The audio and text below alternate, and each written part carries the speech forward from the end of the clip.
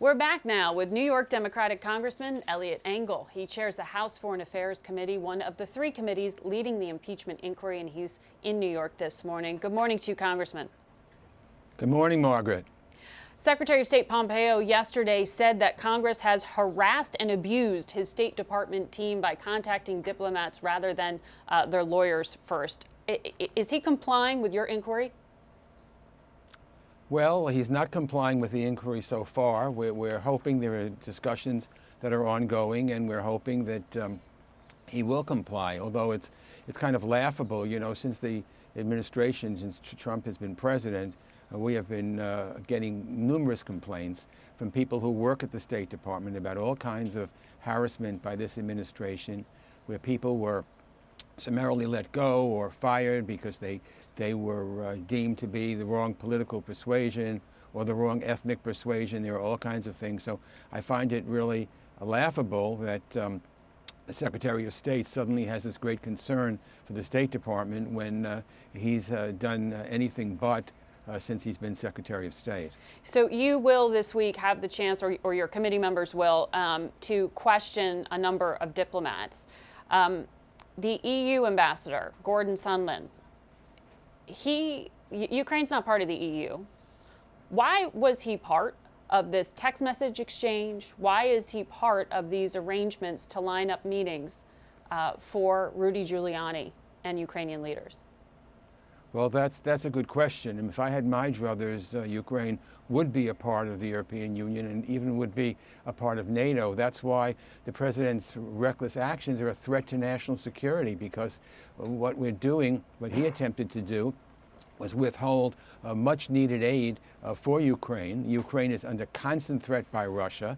I know the president has a habit of wanting to please Putin, but the fact of the matter is we should be doing everything we can to strengthen Ukraine, not threaten them, not withhold money, not tell them to play political games. And the president just doesn't seem to care.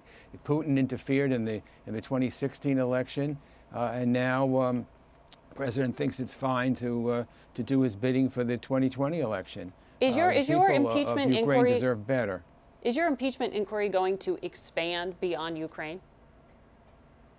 Well, I don't know. We'll have to just see the way it goes. I think there's, frankly, plenty enough material that we have right now. Our elections are really integral, and the fact of the matter is that the president says to the leader of Ukraine, "Do us a favor, though, mix in what the president really doesn't own. It's the country that owns it, and he's trying to use this for political gain," is really an absolute disgrace. It's just never been done before in this matter. I'll ask you the same question I asked Congressman Himes. If Democrats have the certainty of their own conviction when it comes to going ahead with this impeachment inquiry, why not put it to a vote? There's historical precedent there. That's how it's been done. You may not need it, but why not do it?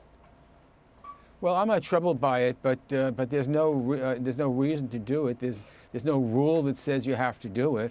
It's perfectly all right the way it is. What the Wouldn't it show a unified Republicans front? are trying to do. Well, I don't know if it would show a unified front, because the Republicans are keeping quiet. They're not acting out. They're just rallying around the president. It's absolutely disgraceful. So now they keep throwing things into the mix to say, well, the Democrats should do this, the Democrats should do that. What we should all do is make sure that the integrity of our election stands, and that the president isn't taking something that's not his to barter with in trying to get goods on Joe Biden's son, that he would withhold this kind of important aid from an ally. It's just unconscionable. It just undermines our national security. It's a threat, and it's not something that we should even consider. Mm-hmm. All right, Congressman Engel, we know you have a lot of questions this week behind closed doors. We hope to be following this story as it develops. Thank you for joining us today.